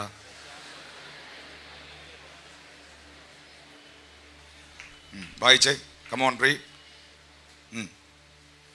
അവൻ അവനെ അനുഗ്രഹിച്ചു. സ്വർഗത്തിനും ഭൂമിക്കും നാഥനായി അത്യുന്നതനായ ദൈവത്താൽ അബ്രാം അനുഗ്രഹിക്കപ്പെടുമാറാകട്ടെ. നിന്റെ ശത്രുക്കളെ നിന്റെ കയ്യിൽ ഏൽപ്പിച്ച അത്യുന്നതനായ ദൈവം സ്തുതിക്കപ്പെടുമാറാകട്ടെ എന്ന് പറഞ്ഞു. അവന് അബ്രാം സകലത്തിലും ദശാംശം കൊടുത്തു. ആർക്ക്? അബ്രഹാമിന്റെ പാസ്റ്ററിന്, പുരോഹിതന്. സോദോം രാജാവ് അബ്രാമിനോട് ആളുകളെ എനിക്ക് തരിക, സമ്പത്ത് നീ എടുത്തുകൊള്ളുക എന്ന് പറഞ്ഞു. അതിന് അബ്രാം സോദോം രാജാവിനോട് പറഞ്ഞത്, ഞാൻ അബ്രാമിനെ സമ്പന്നനാക്കിയെന്ന് നീ പറയാതിരിക്കുവാൻ ഞാൻ ഒരു ചരടാകട്ടെ ചെരിപ്പുവാറാകട്ടെ നിനക്കുള്ളതിൽ യാതൊന്നുമാകട്ടെ എടുക്കുകയുമില്ല. ഒരു ചരടോ ചെരുപ്പുവാറോ യാതൊന്നും നീ എനിക്ക് തരണ്ട. നീ തന്നേച്ച് നാളെ നീ എന്നെ സമ്പന്നനാക്കിയെന്ന് പറയും. എന്നെ സമ്പന്നനാക്കുന്ന ഒരുത്തൻ എൻ്റെ കൂടെ ഉണ്ട്. വായിച്ചേ ദൈവാസ, കമോൺ റീഡ്. എന്ന് ഞാൻ സ്വർഗത്തിനും ഭൂമിക്കും നാഥനായി അത്യുന്ന ദൈവമായ യഹോവെങ്കിലേക്ക് കൈ ഉയർത്തി സത്യം ചെയ്തു. ബാലിക്കാർ ഭക്ഷിച്ചതും എന്നോടുകൂടെ വന്ന ആനേർ, എഷ്കോൽ, മമ്രെ എന്നീ പുരുഷന്മാരുടെ ഓഹരി മാത്രമേ വേണ്ടൂ. ഇവർ തങ്ങളുടെ ഓഹരി എടുത്തുകൊള്ളട്ടെ. അതിനുശേഷം അബ്രാമിന് ദർശനത്തിൽ യഹോവയുടെ അരുളപ്പാടുണ്ടായെന്നാൽ, അബ്രാമേ ഭയപ്പെടേണ്ട, ഞാൻ നിന്റെ പരിചയം നിന്റെ അതിമഹത്തായ പ്രതിഫലവുമാകുന്നു. അതിന് അബ്രാം, കർത്താവായ യഹോവേ, നീ എനിക്ക് എന്തു തരും? ഞാൻ മക്കളില്ലാത്തവനായി നടക്കുന്നല്ലോ. എൻ്റെ അവകാശി ദമ്മേശക്കുകാരനായ ഈ ഏലേസർ അത്രേ എന്ന് പറഞ്ഞു. നീ എനിക്ക് സന്തതിയെ തന്നിട്ടില്ല. എൻ്റെ വീട്ടിൽ ജനിച്ച ദാസൻ എൻ്റെ അവകാശിയാകുന്നെന്ന് അബ്രാം പറഞ്ഞു. അവൻ നിന്റെ അവകാശി ആകുകയില്ല, നിന്റെ ഉദരത്തിൽ നിന്ന് പുറപ്പെടുന്നതും തന്നെ നിന്റെ അവകാശിയാകും എന്ന് അവന് യഹോവയുടെ അരുളപ്പാടുണ്ടായി. പിന്നെ അവൻ അവനെ പുറത്തു കൊണ്ടുവന്ന്, നീ ആകാശത്തേക്ക് നോക്കുക, നക്ഷത്രങ്ങളെ എണ്ണുവാൻ കഴിയുമെങ്കിൽ എണ്ണുക എന്ന് കൽപ്പിച്ചു. നിന്റെ സന്തതി ഇങ്ങനെയാകും എന്ന് അവനോട് കൽപ്പിച്ചു. അവൻ യഹോവയിൽ വിശ്വസിച്ചു. അത് അവന് നീതിയായി കണക്കിട്ടു.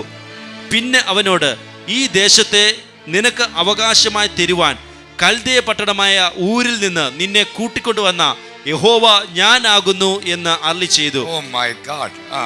കർത്താവായ യഹോവേ, ഞാൻ അതിനെ അവകാശമാക്കുമെന്നുള്ളത് എനിക്ക് എന്തോന്നിനാൽ അറിയാം എന്ന് അവൻ ചോദിച്ചു. അവൻ അവനോട്, നീ 3 വയസ്സുള്ള ഒരു പശുക്കിടാവിനെയും 3 വയസ്സുള്ള ഒരു കോലാടിനെയും 3 വയസ്സുള്ള ഒരു ആട്ടുകൊറ്റനെയും ഒരു കുറുപ്രാവിനെയും ഒരു പ്രാവിൻ കുഞ്ഞിനെയും കൊണ്ടുവരിക എന്ന് കൽപ്പിച്ചു. ഇവയൊക്കെയും അവൻ കൊണ്ടുവന്ന് ഒത്ത നടുവെ പിളർന്ന് ഭാഗങ്ങളെ നേർക്കുനേരെ വെച്ചു. പക്ഷികളെയോ അവൻ പിളർന്നില്ല. ഉടലുകളിന്മേൽ റാഞ്ചൻ പക്ഷി ഇറങ്ങി വന്നപ്പോൾ അബ്രാം അവയെ ആട്ടിക്കളഞ്ഞു. സൂര്യൻ അസ്തമിക്കുമ്പോൾ അബ്രാമിന് ഒരു ഗാഠനിദ്ര വന്നു. ഭീതിയും അന്ധതമസും അവന്റെ മേൽ വീണു. അപ്പോൾ അവൻ അബ്രാമിനോട്, നിന്റെ സന്തതി സ്വന്തമല്ലാത്ത ദേശത്ത് 400 സംവത്സരം പ്രവാസികളായിരുന്നു. ആ ദേശക്കാരെ സേവിക്കും. അവർ അവരെ പീഡിപ്പിക്കുമെന്ന് നീ അറിഞ്ഞുകൊള്ളുക. എന്നാൽ അവർ സേവിക്കുന്ന ജാതിയെ ഞാൻ വിധിക്കും. അതിന് ശേഷം അവർ വളരെ സമ്പത്തോടുകൂടെ പുറപ്പെട്ടു പോകും. നീയോ സമാധാനത്തോടെ നിന്റെ പിതാക്കന്മാരോട് ചേരും. 15-ാം അധ്യായം 1-ാം വാക്യം. അതിനുശേഷം അബ്രാമിന് ദർശനത്തിൽ യഹോവയുടെ അരുളപ്പാടുണ്ടായ എന്തെന്നാൽ, അബ്രാമേ ഭയപ്പെടേണ്ട, ഞാൻ നിന്റെ പരിചയം നിന്റെ അതിമഹത്തായ പ്രതിഫലവും ആകുന്നു. എന്നെ ശ്രദ്ധിക്കൂ.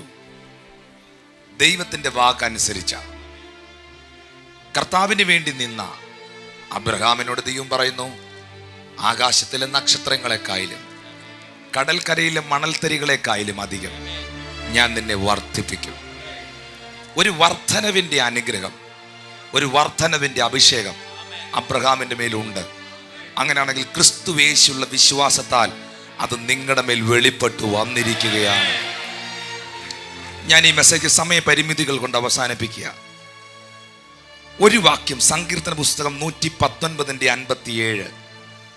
സങ്കീർത്തനം 119:57 വാക്യം. യഹോവേ, നീ എൻ്റെ ഓഹരിയാകുന്നു, ഞാൻ നിന്റെ വചനങ്ങളെ പ്രമാണിക്കും. യഹോവേ, God is my portion.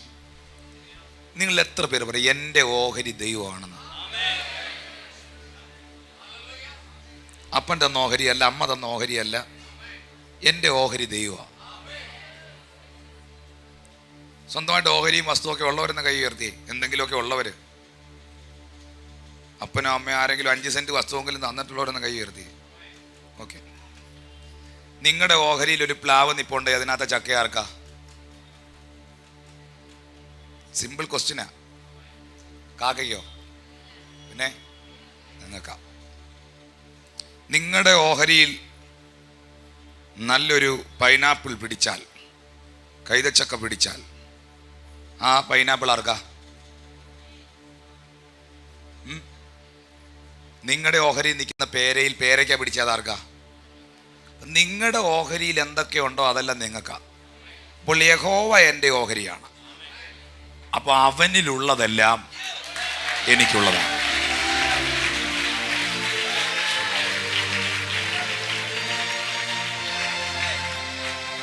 Oh my God, അവനിൽ എന്തെല്ലാം ഉണ്ടോ അതെല്ലാം എനിക്കുള്ളതാ. അവനിൽ അനുഗ്രഹമുണ്ട്, അവനിൽ സമാധാനമുണ്ട്, അവനിൽ സൗഖ്യമുണ്ട്, അവനിൽ സ്വസ്ഥതയുണ്ട്, അവനിൽ സന്തോഷമുണ്ട്, അതെല്ലാം എനിക്കുമുണ്ട്. ഇതങ്ങോട്ട് ആഴമായിട്ട് വിശ്വസിക്കണം. ഇത് അന്ധമായി വിശ്വസിച്ച് ഈ വചനം ഏറ്റെടുക്കണം. ഹല്ലേലൂയ.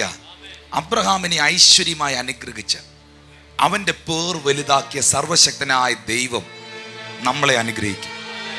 അവൻ്റെ വചനം അനുസരിക്കുന്നവരെ മാനിക്കുന്ന ദൈവം നമ്മളെ മാനിക്കും. പാസ്റ്ററേ, എനിക്കറിയാം സമയം ഒരുപാട് മുൻപോട്ട് പോയെന്ന്. എങ്കിലും ദൈവദാസ, സദൃശവാക്യം 8:18-19 വാക്യം വായിക്കുമ്പോൾ ഒരു ദൈവദാസൻ ആവർത്തനം 8:18 വായിക്കണം. സദൃശവാക്യം 8:18-19 ദൈവദാസൻ വായിക്കുമ്പോൾ രജിബദർ ആവർത്തനം 8:18 വായിക്കണം. യെസ്. എൻ്റെ പക്കൽ ധനവും മാനവും പുരാതന സമ്പത്തും നീതിയുമുണ്ട്. ദൈവം പറഞ്ഞ വാക്ക് കേട്ടോ. ദൈവത്തിന്റെ പക്കൽ എന്തൊക്കെയുണ്ട്? ധനവും മാനവും പുരാതന സമ്പത്തും നീതിയുമുണ്ട്. ഇപ്പൊ യഹോവ എൻ്റെ ഓഹരിയാണെങ്കിൽ അവൻ്റെ ഓഹരിയിൽ എന്തൊക്കെയുണ്ട്? ധനവും മാനവും പുരാതന. അപ്പോൾ യഹോവ എൻ്റെ ഓഹരിയാന്ന് പറയുന്നവർക്ക് ഈ ഓഹരിയിലുള്ള ഈ സാധനങ്ങളെല്ലാം ഉണ്ടോ? ഇന്ന് പകൽ ഇത് കാണാൻ പറ്റണം. എൻ്റെ ഓഹരിയിൽ നിൽക്കുന്ന പേരയിൽ നിൽക്കുന്ന പേരയ്ക്ക് എനിക്ക് കാണാൻ പറ്റിയില്ലെങ്കിൽ വവ്വാല് കൊണ്ടുപോകും. എൻ്റെ ഓഹരിയിൽ നിൽക്കുന്ന വരിക്കപ്പിലാവേലെ നല്ല ചക്ക പഴുത്ത് നിൽക്കുന്ന എനിക്ക് കാണാൻ പറ്റിയില്ലെങ്കിൽ നല്ലവണ്ണം ഒരു 10-20 കാക്ക വന്നിരുന്നത് കൊത്തിക്കൊണ്ടുപോകും. എൻ്റെ ഓഹരിയിലുള്ളതിനെ ഇന്ന് എനിക്ക് കാണാൻ പറ്റണം. അതിനെ കണ്ട് ചോദിക്കാൻ പറ്റണം. പിടിച്ചെടുക്കാൻ പറ്റുന്ന ഇന്ന് പിടിച്ചെടുക്കണം.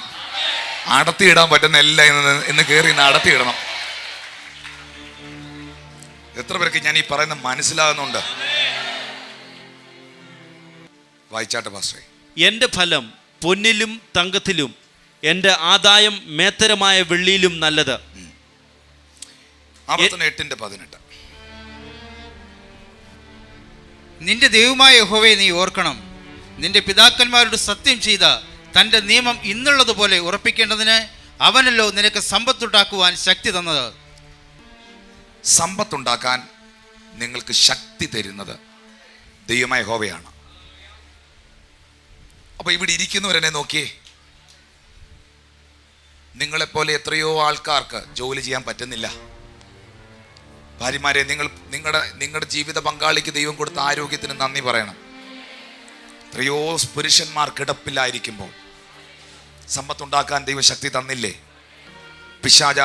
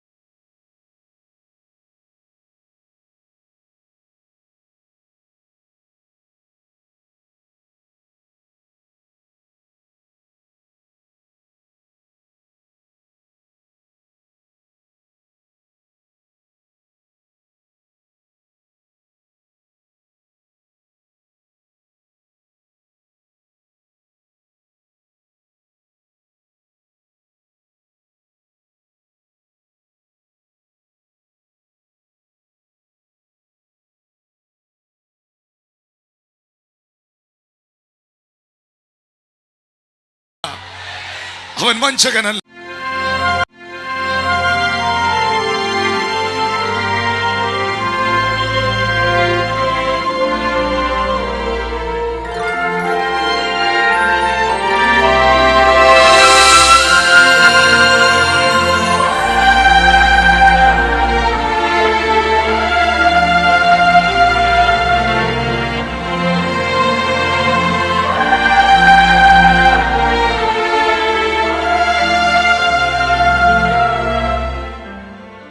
യോഹന്നാന്റെ സുവിശേഷം 10-ാം അധ്യായം 10-ാമത്തെ വാക്യം.